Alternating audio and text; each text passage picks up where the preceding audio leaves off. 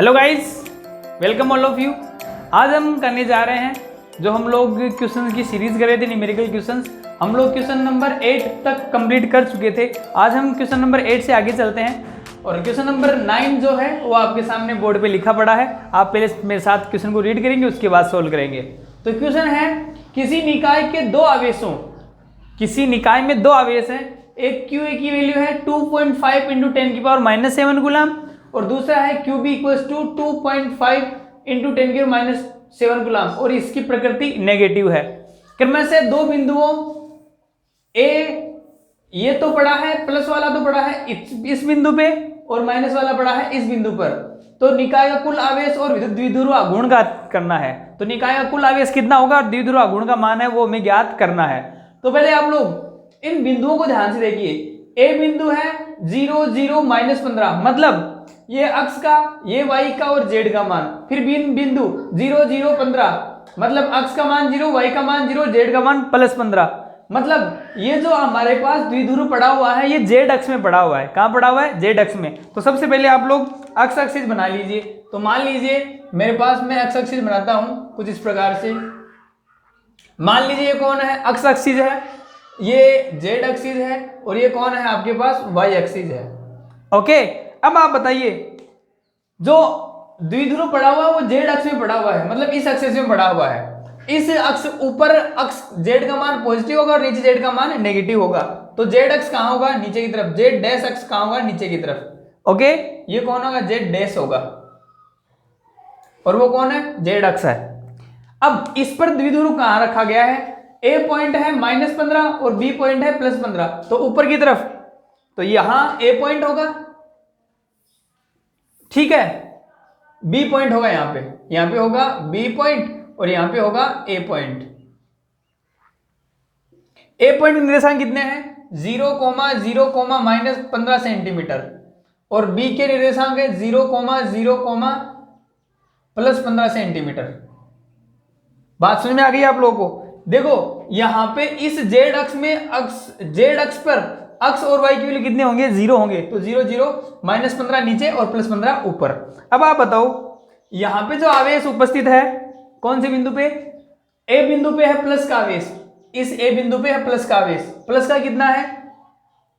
Plus का 2.5 × 10⁻⁷ coulomb, ठीक है। और इस B बिंदु पे माइनस का, बताओ माइनस का कितना? 2.5 × 10⁻⁷ कूलम।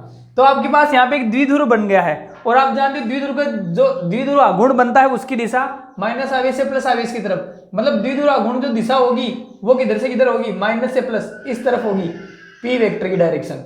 बात समझ में आ गई? अब आपको क्या निकालना है? सबसे पहले निकालना है निकाय का कुल आवेश। तो आप जानते हैं निकाय का कुल आवेश, निकाय का कुल आवेश क्या? निकाय कुल आवेश आपको पता, आवेश एक अदिश राशि है, तो कुल आवेश जोड़ निकालने के लिए हम लोग बीजगणितीय योग करेंगे। तो बताओ कुल आवेश क्या हो जाएगा? Q total = QA + QB। बोलो QA की वैल्यू कितनी है? ये रही, ये रहा कितना? 2.5 × 10⁻⁷। फिर प्लस, बोलो B कितना है? माइनस का, तो माइनस का 2.5 × 10⁻⁷। क्या दोनों आवेशों के परिमाण समान है? प्रकृति विपरीत है। तो बताओ कुल आवेश का मान कितना हो जाएगा? 0 कूलम। मतलब Q टोटल कितना होगा इस निकाय का? 0 कूलम होगा। इजी है। अब क्या निकालना आपको? द्विध्रुव आघूर्ण। आप जानते हैं द्विध्रुव आघूर्ण, द्विध्रुव आघूर्ण आप जानते हैं द्विध्रुव आघूर्ण को पीछे दिखाते हैं। P का मान होता है Q × D वेक्टर। दोनों आवेशों में से किसी एक आवेश का परिमाण और दोनों के बीच की दूरी का गुणनफल क्या कहलाता है? द्विध्रुव आघूर्ण कहलाता है। बात समझ में आ गई? ओके, तो P = Q का मान, दोनों आवेशों में से किसी एक आवेश का परिमाण रखना है। तो परिमाण कितना?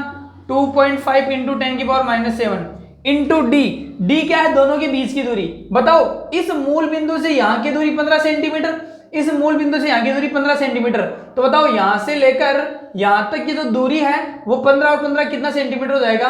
30 सेंटीमीटर। अरे हाँ ना, तो क्या लिखेंगे? 30 सेंटी का मतलब होता है 10⁻⁻²। बात समझ में आ गई आप लोग? यहां लिख देना, ये D का मान कितना है? 30 सेंटीमीटर।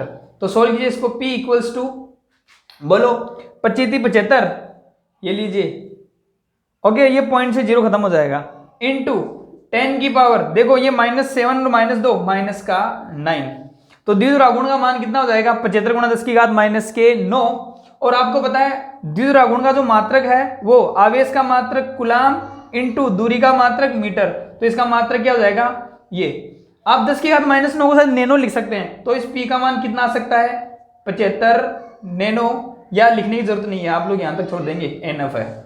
बात समझ में आ गई आप लोगों को? तो ये था आपका क्वेश्चन नंबर कौन सा 9, आपको समझ में आ गया होगा। एक बार आप लोग स्क्रीन को पॉज कीजिए और क्वेश्चन को उतारिए, फिर चलते हैं हम लोग अगले क्वेश्चन में।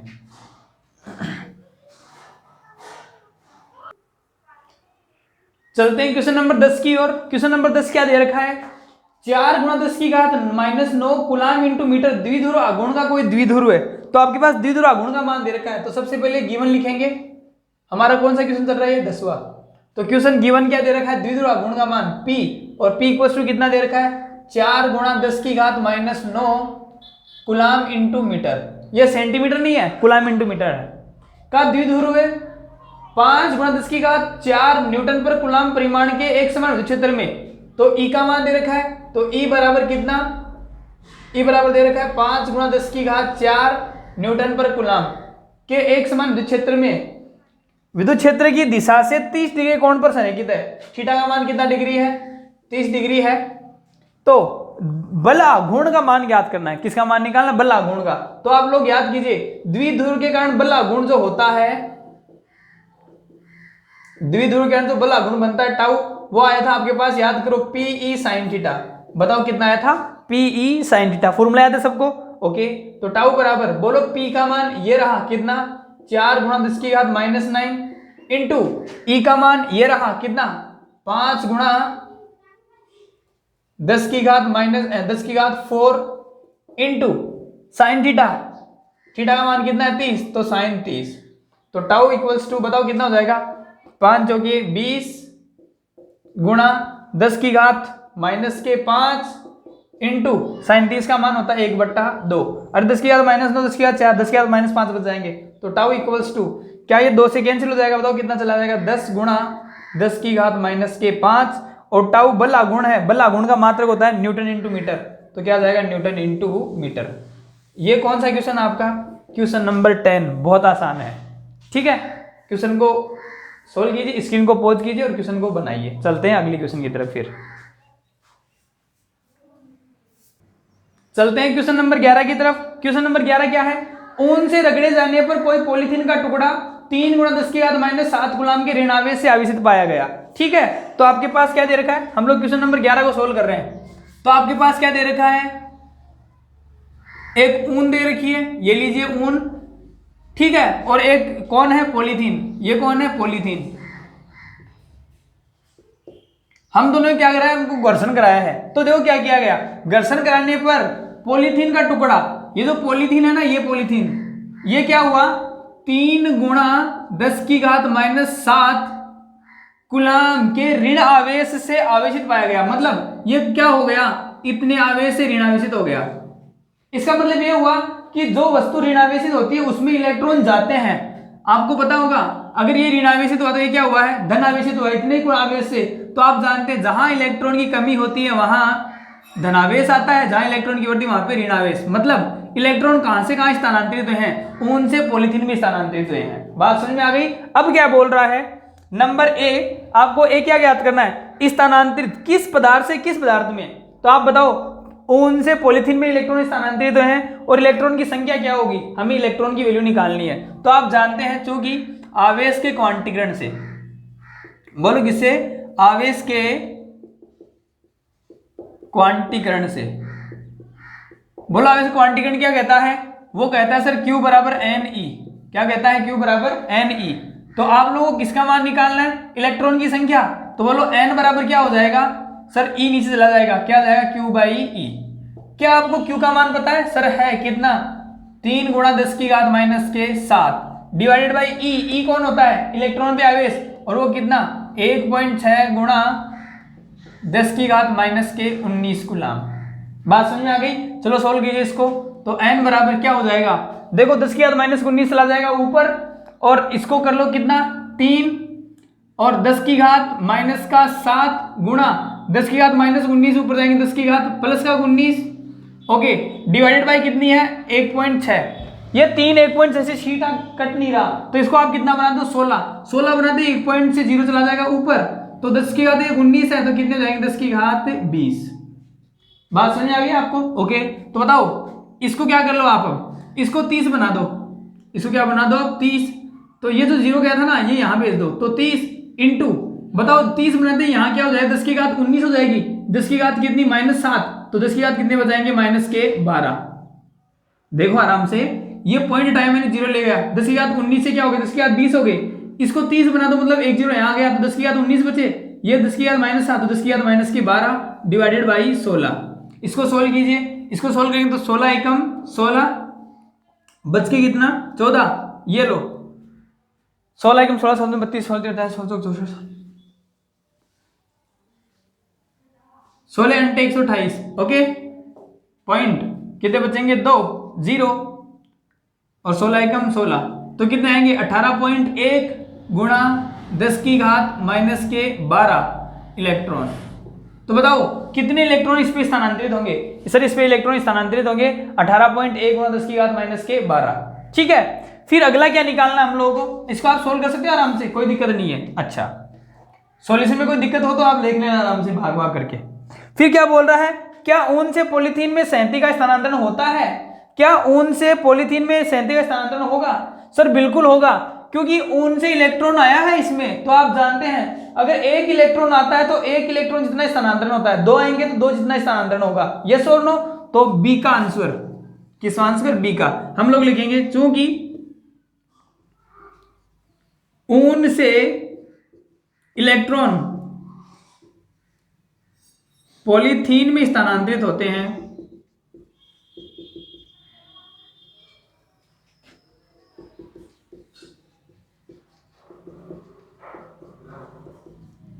अतः जितने इलेक्ट्रॉन स्थानांतरित होंगे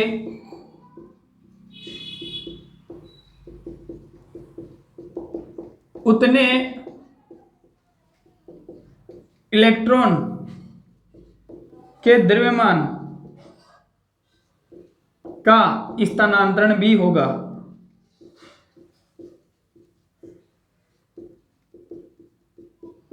ओके और जो द्रव्यमान का स्थानांतरण होगा क्या उसको मैं डेल टाइम से बता सकता हूं। अब एक बताओ अगर एक इलेक्ट्रॉन स्थानांतरित होकर आता है तो कितना द्रव्यमान साथ लेके आता है एक इलेक्ट्रॉन जितना 2 जाएंगे तो 2 जितना 3 जाएंगे तो 3 जितना n इलेक्ट्रॉन स्थानांतरित होंगे तो कितना आवेश कितना द्रव्यमान स्थानांतरित होगा n इलेक्ट्रॉन जितना तो क्या लिख देंगे n इंटू me एक इलेक्ट्रॉन आएगा तो एक इलेक्ट्रॉन जितना स्थानांतरण होगा ये me कौन है इलेक्ट्रॉन द्रव्यमान अगर 2 इलेक्ट्रॉन आएंगे तो 2 इंटू me 3 आएंगे तो 3 इंटू me n आएंगे तो n इंटू me ठीक है। तो बोलो डेल्टा m की वैल्यू क्या हो जाएगी n का मान ये रख देंगे और me का मान ये रख देंगे ठीक है। तो n का मान कितना रख देंगे 18.1 गुणा 10 की घात -12 ये आप लोग लिख दो ये वैल्यू बताओ कितनी 30 गुणा 10 की घात -12 divided by 16 into me mass of electron कितना होता है सर वो होता है 9.1 इंटू 10 की पावर -31 kg ठीक है। तो इतना द्रव्यमान का स्थानांतरण होगा आप इसको सोल्व की लीजिए डेल्टा m की वैल्यू रख दीजिए सॉल्यूशन आपका हो जाएगा ठीक है। तो ये था आपका कौन सा क्वेश्चन नंबर 11। तो आपके 11 क्वेश्चन कंप्लीट हो चुके हैं एक बार यहां तक कीजिए फिर चलते अगला जो हमारा क्वेश्चन है वो है क्वेश्चन नंबर 12। क्या दे रखा है 2 विद्युत रोधी आवेशित तांबे के गोलों ए तथा बी के केंद्रों के मध्य की दूरी 50 सेंटीमीटर है ठीक है। चलो क्वेश्चन में चलते हैं हम लोग। आपके पास कितने गोले दे रखे हैं 2 गोले ये रहा एक ए गोला और ये रहा एक बी गोला ठीक है। दोनों के बीच की दूरी कितनी है 50 सेंटीमीटर ये लीजिए 50 सेंटीमीटर ठीक है। ये दोनों गोलों पृथक आवेश इतना है तो पारस्परिक विद्युत प्रतिकर्षण बल कितना होगा इस पर Q A का मान है और Q इस पे B का मान है दोनों पे देखो परिमाण कितना है बराबर है तो क्या मैं इसका भी Q मान लूं इसका भी Q मान लूं और Q का मान अगले दे रखा है Q बराबर कितना दे रखा अगले ने, कितना 6.5 गुणा 10 की घात माइनस के 7 कूलाम। ठीक, तो प्रतिकर्षण बल का मान बताना है। आप जानते हैं कूलाम बल जो प्रतिकर्षण बल लगता है उसका मान होता है बराबर के Q1 Q2 divided by R square. मतलब क्या लिखेंगे अपन, के QA QB divided by R square. क्या आपको पता है QA और QB का मान बराबर है, तो बताओ क्या हो जाएगा, के QA का मान भी Q, QB का मान भी Q divided by R square. और आप देखो Q क्या हो जाएगा, Q स्क्वायर हो जाएगा। कोई डाउट किसी को? समीकरण नंबर 1। अब इसमें वैल्यू रख दो F बराबर, तो हमें बल का मान निकालना है। बोलो K का मान कितना होता है, 9 गुणा 10 की घात 9 इंटू Q का मान कितना, ये रहा, इसका भी स्क्वायर, स्क्वायर मतलब 6.5 गुणा 6.5 इंटू 10 की पावर -7 का square minus 14 divided by R square. R कितनी है, 50 सेंटीमीटर, सेंटी मतलब 10 की घात -2 होता है, और इसका होल स्क्वायर ये लीजिए। सोल्व करते हैं इसको। F बराबर बताओ कितना हो जाएगा, 9 गुणा 10 की घात, देखो आप ध्यान से, ये 9 है और 10 की घात -14 कितना बच जाएगा, 10 की घात -5 इंटू बताओ कितना, 6.5 गुणा 6.5 डिवाइडेड बाई ये नीचे कितना आएगा, सर नीचे आएगा 50 गुणा 50 इंटू 10 की घात -4। कोई डाउट किसी को? एक बात बताओ आप मेरे को, क्या आप लोग देख रहे हो यहाँ पे 10, ये पॉइंट आ रहा है, ये पॉइंट आ रहा है, इसको आप 65 बनाओ, इसको आप 65 बना दो, इसको 65 बना दो, तो 10 की घात यहाँ -1 ये -2 हो जाएगी, और -2 जब यहाँ जाएगी 10 की घात कितनी हो जाएगी, 10 की घात -7। कोई डाउट किसी को?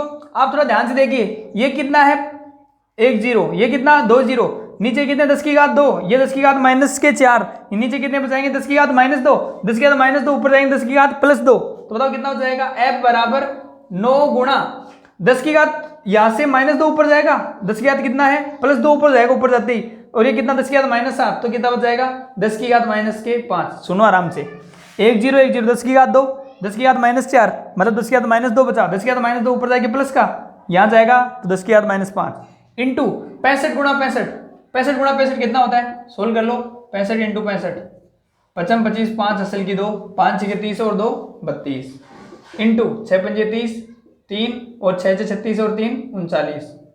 बताओ कितना आ जाएगा, 5 2 9 और 3 12 को 2 असल की 1 4225। तो बताओ 65 गुणा 65 कितना, 4225 डिवाइडेड बाई ये, इसका जीरो तो खत्म कर दिया था हमने, कितना बच गया नीचे 25।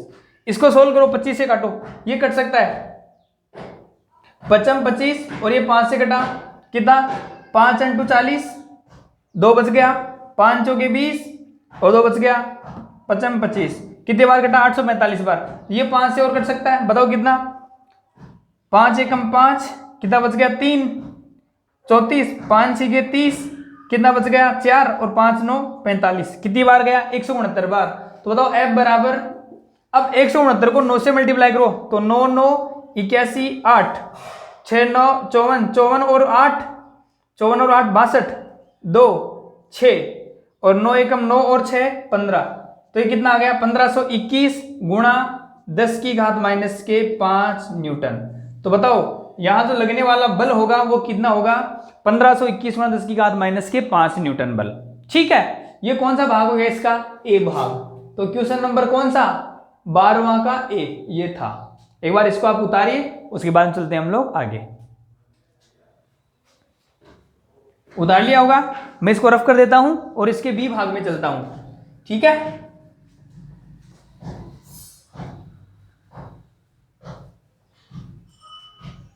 अब ये क्या बोल रहा है, बी भाग, यदि प्रत्येक गोले पर आवेश की मात्रा 2 गुनी कर दी जाए, प्रत्येक गोले पर आवेश की मात्रा 2 गुनी कर दी जाए, तो ये कौन सा था आपके पास, ए गोला, और ये कौन सा गोला था आपके पास, बी गोला।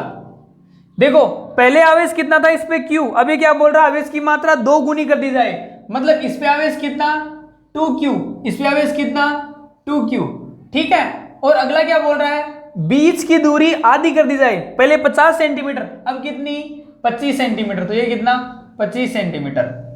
तो प्रत्येक गोले पर बल कितना लगेगा, तो हमें बल का मान बताना है। तो आपको पता है F बराबर वही फॉर्मूला क्या, K QA Q B divided by R square दिख रहा है। तो एफ बराबर बोलो कितना, के का मान वही के इंटू क्यू ए का मान कितना 2q, तो ये लीजिए कितना 2q इंटू क्यू बी का मान कितना 2q, ये लीजिए 2q डिवाइडेड बाई आर, बीच की दूरी कितनी कर दी हम लोगों ने, आधी, मतलब क्या r/2 का होल स्क्वायर। इसको आप लोग लिख लो ऐसे, एफ डैश बराबर ये और ये, है ना। अब बताओ क्या हो जाएगा, एफ डैश बराबर बोलो 2 2 4, तो 4k q into Q divided by r/2, नीचे क्या हो जाएगा r का स्क्वायर और नीचे 2 का स्क्वायर 4 आएगा ऊपर, तो 4 इंटू 4 ये लीजिए। तो बताओ कितना हो जाएगा एफ डैश का मान बराबर 4 4 16 into K Q square divided by R square. एक बार जो इसी क्वेश्चन का फर्स्ट पार्ट था उसमें जो हमारे पास f का मान आया था वो था शायद f बराबर K Q square divided by R square. इसका मतलब ये हुआ कि ये पहले लगने वाले बल का कितना गुना हो जाएगा, 16 गुना हो जाएगा। ठीक है, सोल्व कर लो आगे। तो एफ डैश बराबर कितना 16 इंटू बोलो के का मान कितना था, ये हमने सोल्व किया था, इसका मान अभी थोड़ी देर पहले आया था आपके पास, कितना आया था 1521 गुणा 10 की घात माइनस के 5 आया था। इसको किससे गुणा कर देना आप 16 से, इसका आंसर आ जाएगा कितना न्यूटन। समझ में आ गया बात। तो अगर आपके पास ऐसी स्थिति आती है कभी, कैसी कि आवेश की मात्रा 2 गुनी बढ़ा दी आपने प्रत्येक आवेश की मात्रा और त्रिज्या कितनी कर दी आधी, तो बताओ कितना गुना मान बढ़ जाएगा लगने वाले बल का, 16 गुना बढ़ जाएगा। बात समझ में आ गई आपको। तो एक बार ये क्वेश्चन नंबर कौन सा था 12 का बी था, इसको सोल्व कीजिए। ये 12वां का कौन सा था बी, इसको सोल्व कीजिए। फिर चलते हैं हम लोग अगले क्वेश्चन में।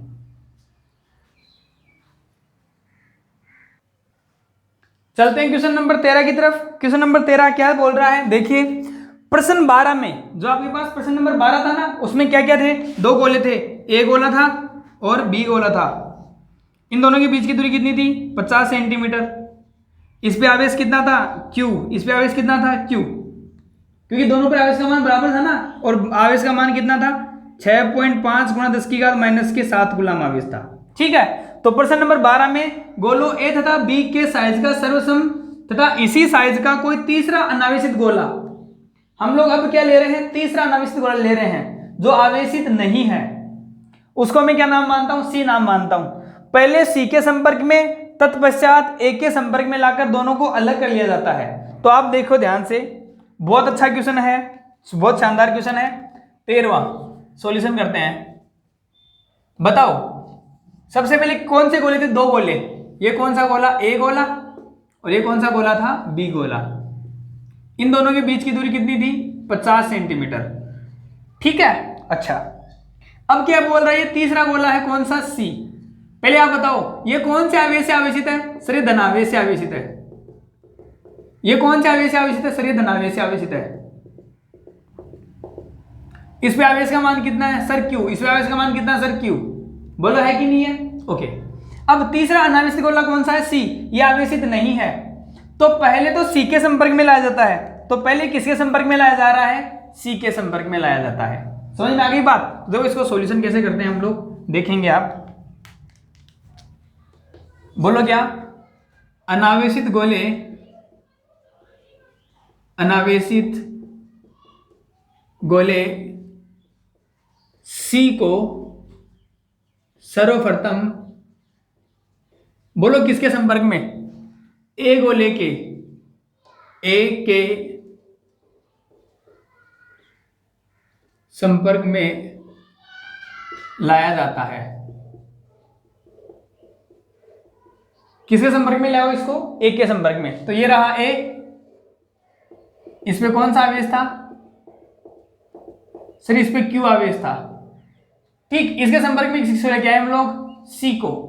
तो आप देखो जब एक आवेशित गोला है दूसरा अनावेशित गोला है, उसको दोनों को संपर्क में लाते हैं, तो आपको पता है सी गोले पे बहुत सारे ज्यादा आवेश है, ए गोले पे आवेश है और सी गोले पे आवेश नहीं है। तो बताओ आवेश का स्थानांतरण किधर से किधर होगा, आप बोलेंगे सर आवेश का स्थानांतरण होगा ए गोले से सी की तरफ। और कब तक होता रहेगा, जब तक दोनों पर आवेश का मान बराबर नहीं हो जाता। तो हम लोग जब इनको अलग अलग करेंगे संपर्क में लाकर, जब अलग करेंगे तो ये लीजिए कौन सा गोला ए गोला और ये कौन सा गोला सी गोला। जब इनको अलग अलग करते हैं तो बताओ आवेश का मान इतना ही रहेगा कि आधा आधा बढ़ जाएगा, सर आधा आधा बढ़ जाएगा। याद करो मैंने आवेशन की विधियां बताई थी, कौन कौन 3 विधियां बताई थी, कौन कौन सी सर? एक घर्षण थी, एक संपर्क थी और एक आवेशन प्रेरण थी। तो ये कौन सी विधि है? संपर्क विधि। जैसे हमने संपर्क में लाया, अलग किया, आवेश बराबर मात्रा में बढ़ जाएगा। तो बताओ इस ए पर अगर पहले Q आवेश था तो बताओ इस पे Q आवेश, इस पे 0 आवेश, टोटल आवेश कितना? Q + 0 बराबर कितना? Q। और जब आधा आधा बटेगा मतलब कितना हो जाएगा? Q/2 Q/2। तो बताओ इस पर कितना आवेश बचेगा सर? इस पे बचेगा कितना? Q/2 और इस पे भी कितना बचेगा? Q/2। ठीक है, तो बताओ अब C पर कितना आवेश आ चुका? Q/2 आवेश आ चुका। अब आगे चलते हैं, आगे क्या बोल रहा है ये? आगे बोल रहा है तत्पश्चात B के संपर्क में लाकर, अब हम किसके संपर्क में लाएंगे? B के संपर्क में। अब क्या करेंगे? इसके उपरांत गोले C को, बोलो कौन से गोले C को किसके संपर्क में लाया जाता है? B के संपर्क में। गोले C को B के संपर्क में लाया जाता है।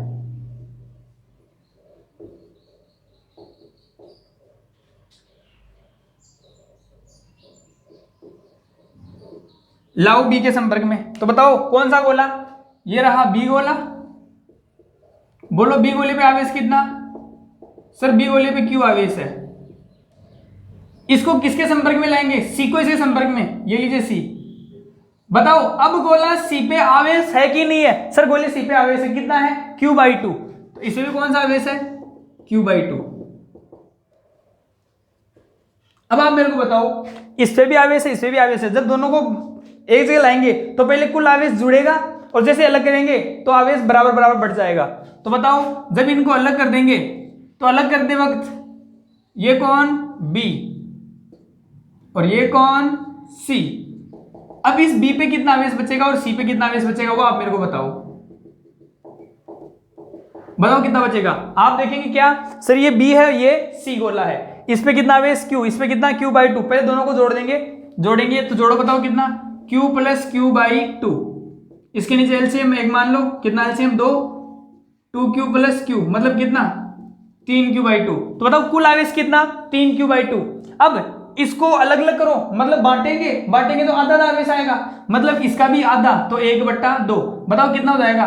3Q/4। मतलब दोनों पर कितना आवेश बच जाएगा? 3Q/4, 3Q/4। तो बताओ इस पे कितना आवेश? सर इस पे आवेश बचेगा कितना? 3Q/4 और इससे भी कितना आवेश बचेगा? 3Q/4। समझ में आ गया? ओके।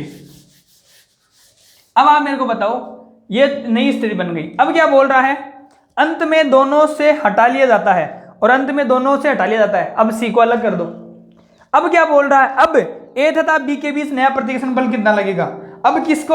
A और B को बीच में लेना है हम लोगों को। अब A व B के बीच प्रतिकर्षण बल, बोलो A को लाओ। A कहां है? सर A ये रहा, ये पड़ा A। बेचारे पे कितना आवेश आ गया? पहले कितना था? Q, लेकिन अभी इस स्थिति में आवेश A पे कितना है? Q/2। ये लीजिए, ये लो A और इस पे आवेश कितना है? Q/2 आवेश है। फिर B को लेके आओ। B कहां? सर ये पड़ा, बोलो ये रहा B। बोलो B पे कितना आवेश है? सर B पे आवेश है, बट है कितना? देख लेते हैं B कितना आवेश है। बोलो B पे कितना आवेश है? Sir 3Q/4। ये लीजिए 3Q/4। और दूरी वही दूरी पे रखनी है, बताओ कौन सी? 50 सेंटीमीटर दूरी पे। तो अब नवीन स्थिति में प्रतिकर्षण बल का मान क्या होगा वो हमें ज्ञात करना है। तो बताओ बल का मान कितना? F बराबर वही क्या होता है? K/QB/R²। क्या ये F' का मान हो जाएगा? ठीक है, बराबर हम लोग क्या लिखेंगे? K, बोलो QA का मान कितना? Sir Q/2। तो ये लीजिए कितना? Q/2 इंटू QB का मान ये रहा कितना? 3Q/4। और नीचे कौन? डिवाइडेड/R²। ठीक, बताओ कितना जाएगा? यहां तो आ रहा है कितना? 3 और K Q into Q Q² divided by 2 into 4 8 into R square. मतलब अब जो नवीन स्थिति आ रही है उस नवीन स्थिति में लगने वाला बल आप थोड़ा ध्यान से देखो कितना आ रहा है। सर ये बल आ रहा है कितना, इतना 3/8 गुणा KQ square upon R square.